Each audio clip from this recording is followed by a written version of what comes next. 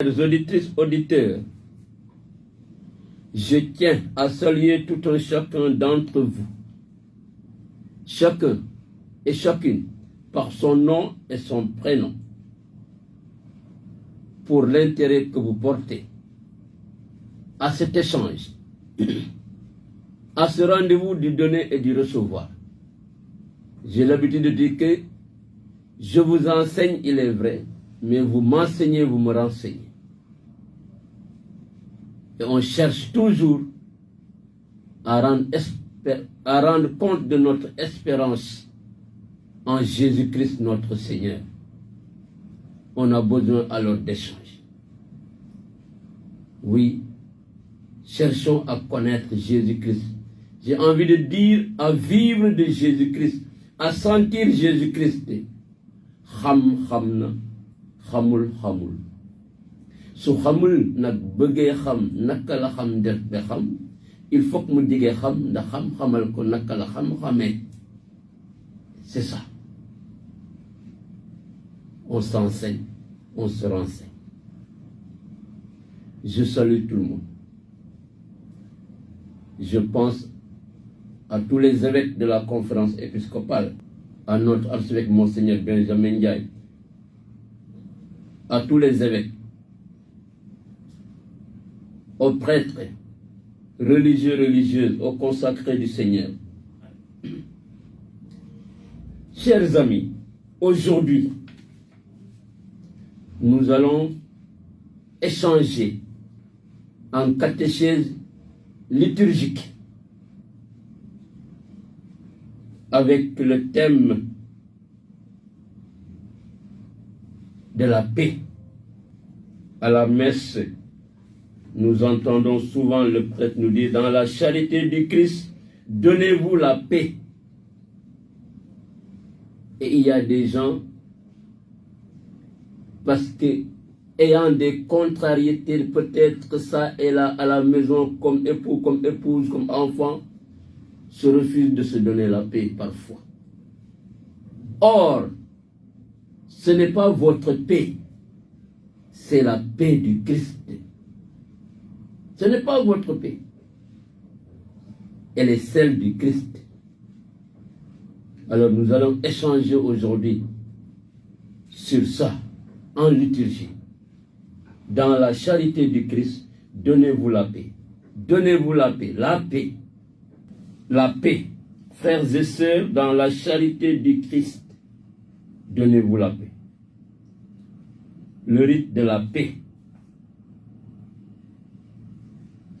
Lorsque des participants, peu habitués à la liturgie, entendent l'invitation dans la charité du Christ, donnez-vous la paix, certains sont surpris. Ils ne savent ni la raison du geste, ni la manière de le poser. C'est pourquoi aujourd'hui on va échanger ensemble sur ces questions. La paix, shalom, salam. À la messe, nous entendons souvent le prêtre nous dire, dans la charité du Christ, donnez-vous la paix. Et il y a des gens,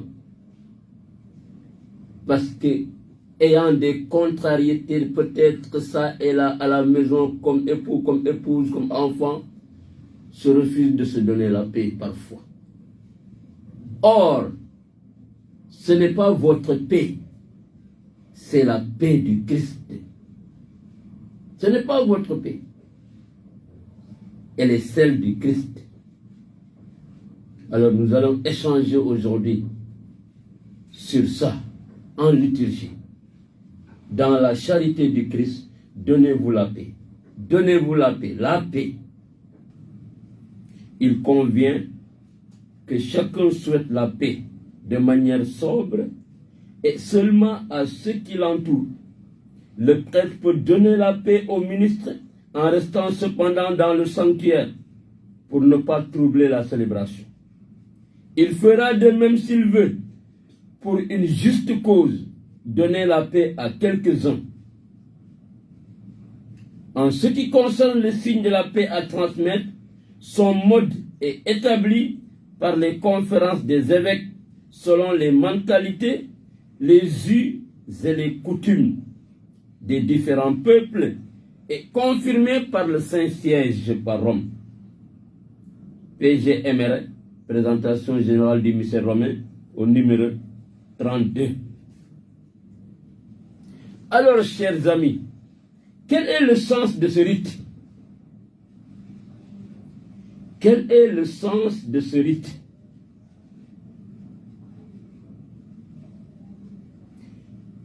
Bien, situé entre le Notre Père et la communion, le geste de paix est la conséquence immédiate de la prière qui l'a précédé. Grâce au Christ, nous sommes les fils d'un même Père, membres d'une même fraternité. Le sang du Christ qui nous unit, pour moi, est plus fort que le sang familial qui nous unit. Grâce au Christ, nous sommes les fils d'un même Père, membres d'une fraternité fondée sur le frère aîné, frère d'une multitude, Jésus-Christ. Voilà le fondement théologique de ce geste. Dans le Nouveau Testament, la paix est liée au mystère du Christ et à l'annonce du salut.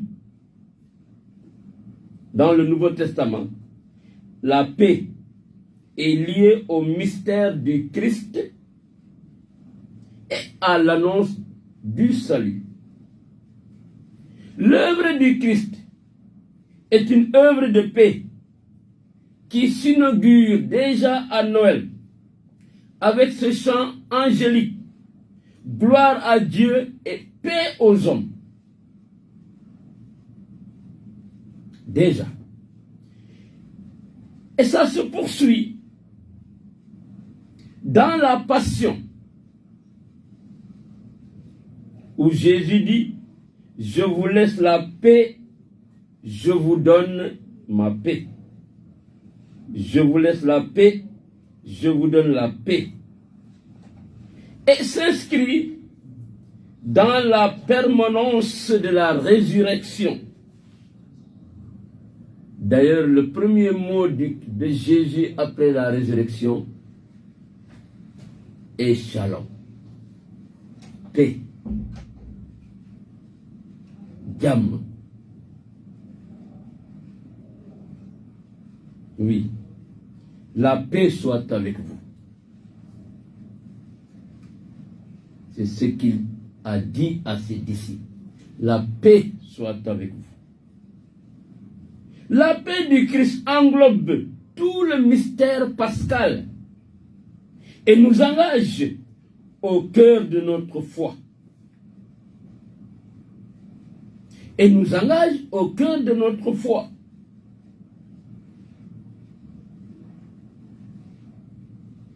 Oui, comme le credo est le texte symbole de la foi, le geste de paix est le geste symbole qui nous rappelle la nécessité de mettre en œuvre dans nos vies et dans l'humanité la Pâque du Christ que nous célébrons. À chaque fois que nous célébrons une messe, nous célébrons la Pâque du Christ. Le dimanche, chaque dimanche, c'est une Pâque. Et d'ailleurs, pendant le temps de carême, les dimanches ne sont pas comptés. Parce que c'est la résurrection. C'est la Pâque du Christ. C'est la Pâque du Christ. Eh bien, on se pose maintenant la question suivante. Comment poser le geste? Comment poser le geste? C'est important.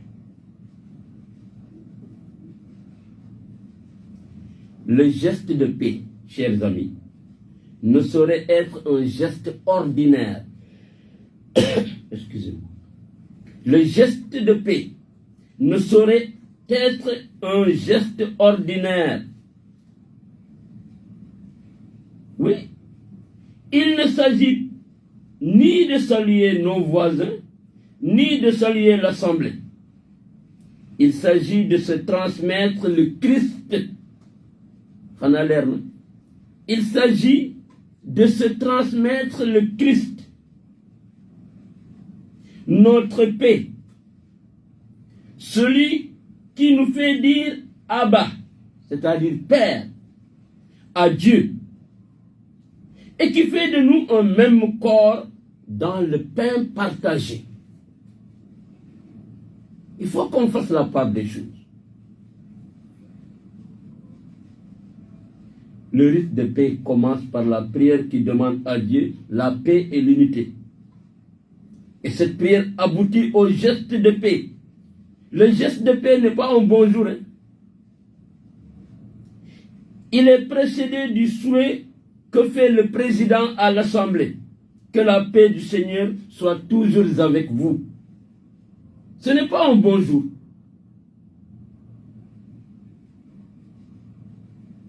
C'est donc la paix du Seigneur et non d'une salutation profane qu'il s'agit. Lorsque le président ou le diacre dit « Frères et sœurs, dans la charité du Christ, donnez-vous la paix ». Mais vous n'êtes pas sans le savoir. Des fidèles qui se connaissent se sont salués à l'entrée même de l'église. Les membres d'une même famille se sont certainement salués à la maison. Au geste de paix alors, Naïler, il ne recommence pas cette salutation amicale ou familiale. Parce qu'il est le partage de la paix du Christ. Le geste de paix devient tout de suite maintenant un acte nouveau. Devient tout de suite un acte nouveau.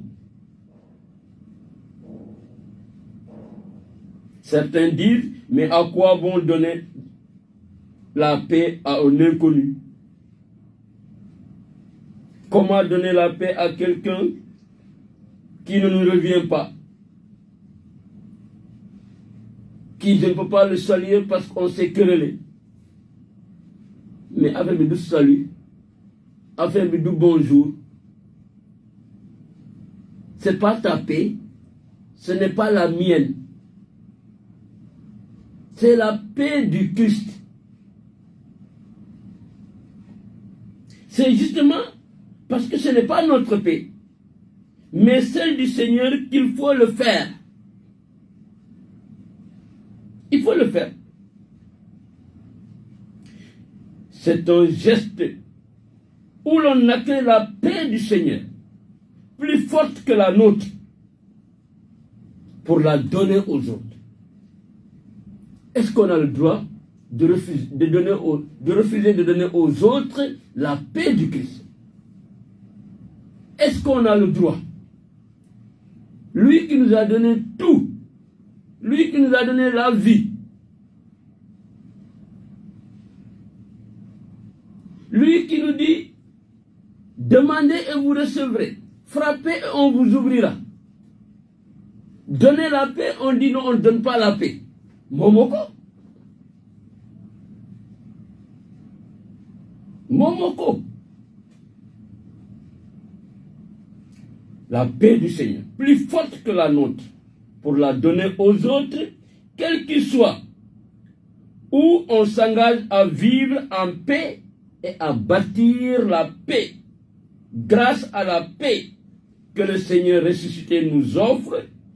Il l'a fait à ses disciples le soir de Pâques. Jésus vint et se tint au milieu d'eux. Il leur dit, la paix soit avec vous. Pax vobiscum. Jean 20, 19. Pax vobiscum. Donc ce n'est pas notre paix, les amis. Il ne s'agit pas de dire non, je demande qui. Ce n'est pas un bonjour, vous êtes déjà salué. Mais là, c'est la paix du Seigneur. Pour la donner aux autres encore une fois. Quel qu'il soit, où on s'engage à vivre dans la paix, à bâtir la paix, grâce à la paix. À vivre en paix et à bâtir la paix grâce à la paix. Il faut qu'on vive alors en paix. Il faut qu'on bâtisse la paix grâce à la paix. Jésus vint et se tint au milieu d'eux, il leur dit, la paix soit avec vous. Alors, chers amis, si vous nous prenez en cours, nous sommes dans le cadre liturgique, le geste de paix. Quel est son sens? Le rite de paix. Parce qu'il y a une salle.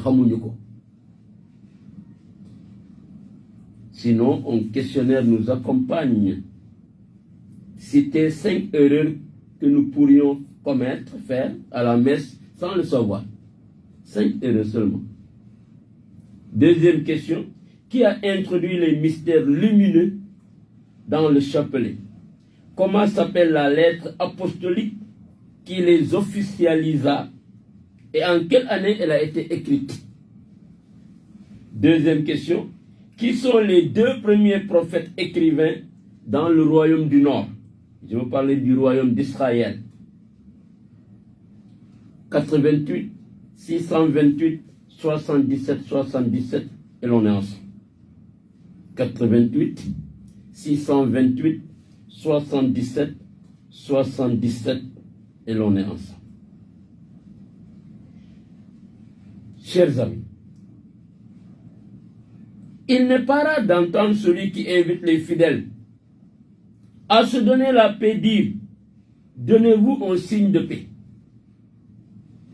Oui, parfois celui qui invite dit, donnez-vous un signe de paix. Non, ce n'est pas un signe de paix que l'on se donne. On se donne la paix pas un signe. On se donne la paix, on ne se donne pas un signe. D'ailleurs, lorsqu'on rencontre quelqu'un dans la rue et qu'on lui tend la main, on ne lui dit pas, je vous donne un signe de bonjour. Non. Je vous donne un signe de bonsoir. Non. On lui dit bonjour, bonsoir, bonne nuit. Oui. On peut donner la paix même si l'on n'a pas parfaitement vécu en paix les jours précédents. Parce que mais attention, le souhait de paix ne peut être un moment de distraction ou de camaraderie. Je reviens encore sur la présentation générale du mystère romain au numéro 82.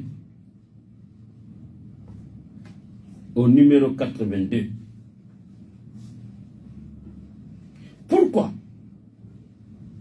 Parce que le geste de paix, justement, préfigure la communion eucharistique. De ce fait, dans l'invitatoire, le prêtre ou le diacre disent, dans la charité du Christ, donnez-vous la paix. Et non pas, donnez-vous un geste de paix. Car ce n'est pas le geste qui est en jeu ici. Non, non. Mais la source même du geste. Le Christ, prince de la paix, modèle de charité. Modèle de charité. Chers amis,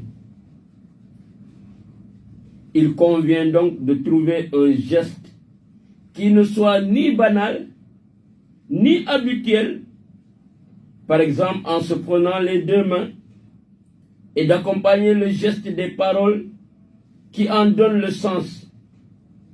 La paix du Christ. Normalement, on répond Amen. Mais les gens ont vite oublié ça. La paix du Christ. La paix du Christ. Non. Quand la paix du Christ, la personne répond Amen. Voilà ce qui est écrit dans la liturgie.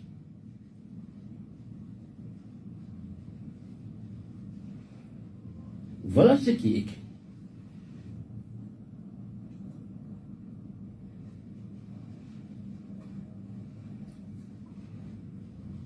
Bien, chers amis. Alors nous en venons à l'origine justement de ce geste. À l'origine. C'est important, il faut qu'on sache d'où ça vient.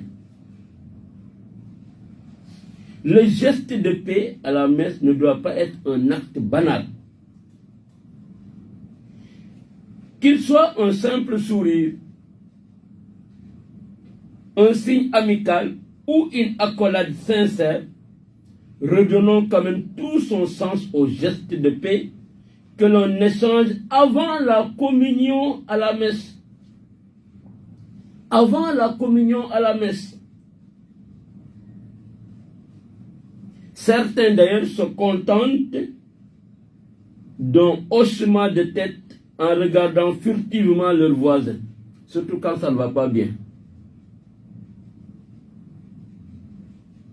Au temps de la Covid, on savait, on comprenait. Mais certains se contentent d'un hochement de tête en regardant furtivement leurs voisins. Et je dis bien, surtout quand ça ne va pas. Il y en a d'autres même, sachant que l'un est assis là, ils font tout pour changer de place, alors que de coutume, ils s'asseyent côte à côte. Pour fuir le geste de paix. Non, ils ne fuient pas. Ils fuient Jésus-Christ. Et c'est dangereux. Certains se contentent d'un hochement de tête en regardant furtivement leurs voisins. Surtout depuis la pandémie. D'autres joignent les deux mains en direction d'un maximum de personnes en souriant. Il prend tout un groupe, il serre la main, il fait ça.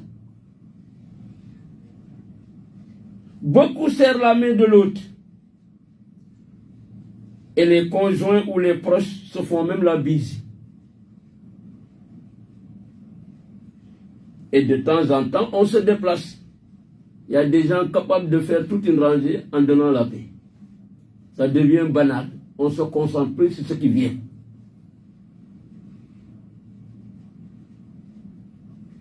Ce moment dit du geste de paix est ainsi parfois compris comme un temps de convivialité pendant la messe. Mais il risque alors de revêtir un autre sens que celui que la tradition lui donne. On est à la messe, on est à la prière. Il y en a qui prennent toute une allée centrale à saluer les gens. On oublie maintenant ce qui vient. Et je dis que le geste de paix n'est pas obligatoire entre nous. Préfigurer la communion eucharistique. Si vous regardez, c'est placé entre le Notre Père et la communion. Donc il vise à préfigurer la communion eucharistique, je l'ai dit tantôt.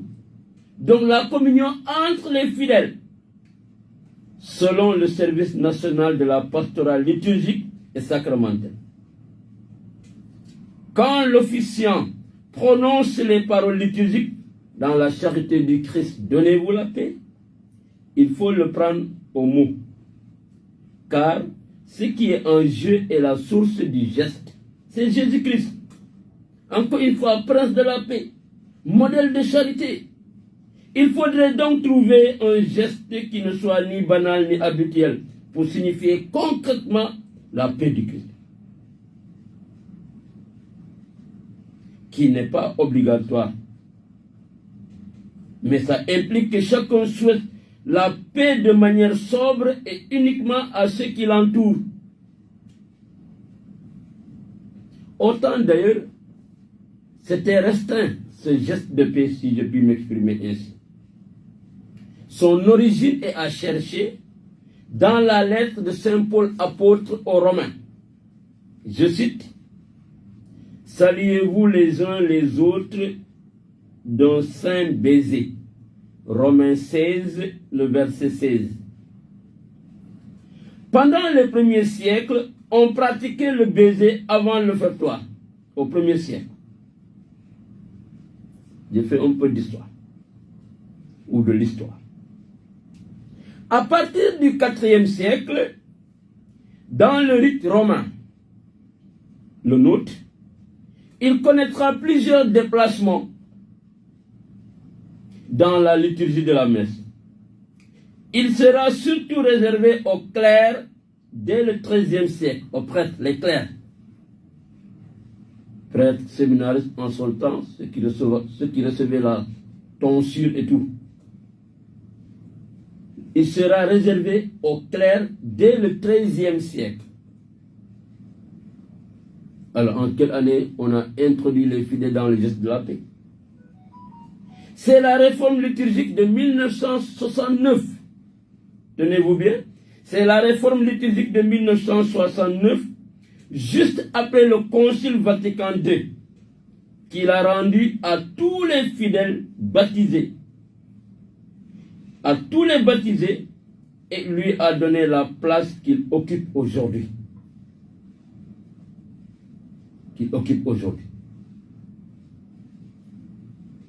Donc, dès les premiers siècles, ça se faisait avant l'offertoire.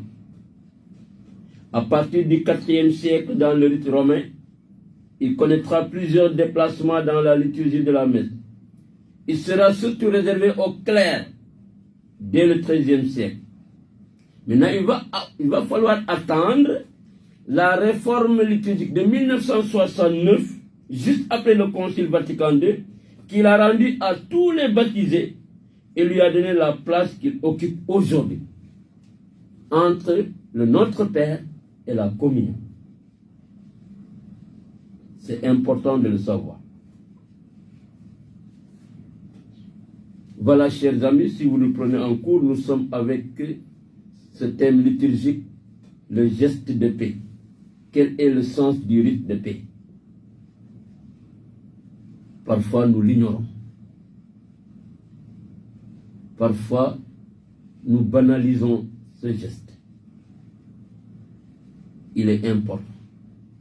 Ce n'est pas notre paix, eh bien, c'est la paix du Christ. Où trouve-t-il son origine, ce geste? J'ai donné tout à l'heure l'historique, j'ai commencé. Reçu du Christ qui préside à l'assemblée. Celui qui préside à la messe. Oui, on voit, c'est le prêtre. Mais c'est Jésus lui-même qui préside cette Eucharistie. Il est à lui seul l'autel, le prêtre et la victime. Le prêtre est là in persona Christi, au nom de la personne du Christ, ou alors in Christo.